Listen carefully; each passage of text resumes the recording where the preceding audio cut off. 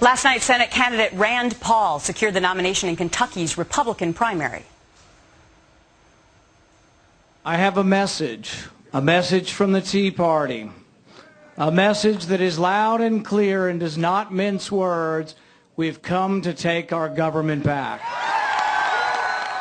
Rand Paul, along with his father, Republican Congressman and former presidential candidate Ron Paul, join us live. We invited Kentucky Attorney General Jack Conway to appear this morning, but he did not get back to us. Good morning, gentlemen.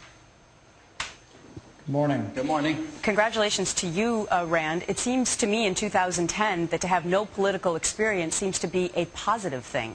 Your thoughts? Yeah, I've always said my best asset is that I've never held office or run for office. I always said that this was going to be the year of the outsider, and I think it probably will be. Congressman Paul, you, of course, have been seen by many as an outsider from time to time, not afraid to speak your point of view. There was an establishment favorite in this race who was opposing your son, Trey Grayson. What were your thoughts as your son decided to enter this race and facing the GOP establishment? Well, I was very pleased, but I was also concerned because I didn't know how far along we've moved with the freedom movement. I thought it was an overwhelming task, and as a parent, I kept thinking, I don't want to see him put a lot of energy into it and, be hurt and this sort of thing. So I would say that what he has done was way beyond my expectations, and that is a very pleasant thing that has happened. So we're very pleased with how the campaign turned out.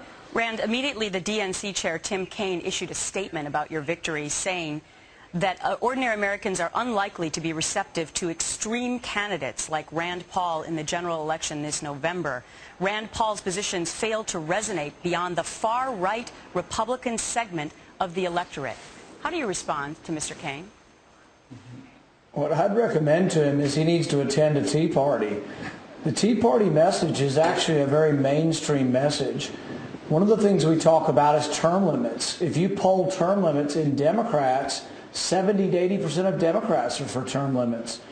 Another thing I talk a lot about is that we should be forced to balance the budget by law, a balanced budget amendment.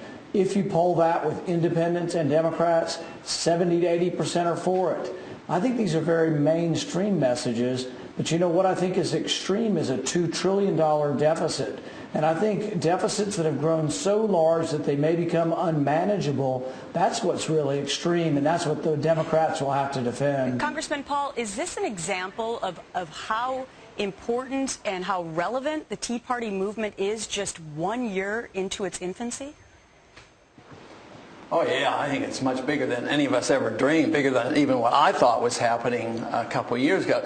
But what I find fascinating, those who want to criticize us, they go and attack us because we're on the right. Well, what's the opposite of the right? That's the wrong. So I would say that this kind of talk and rhetoric about trying to undermine people by calling them names, it just doesn't work. I think we have to look at the message, and we have a freedom message, and the American people are for it, and we need it more than ever before. The condition of this country is such that everybody's responding to this.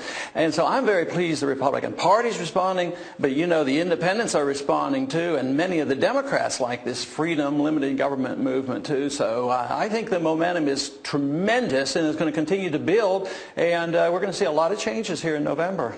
Well, Rand Paul, congratulations on winning the Kentucky Republican Senate primary. Congressman Ron Paul, thanks as well for joining your son. Appreciate it. Thank you. Thank you.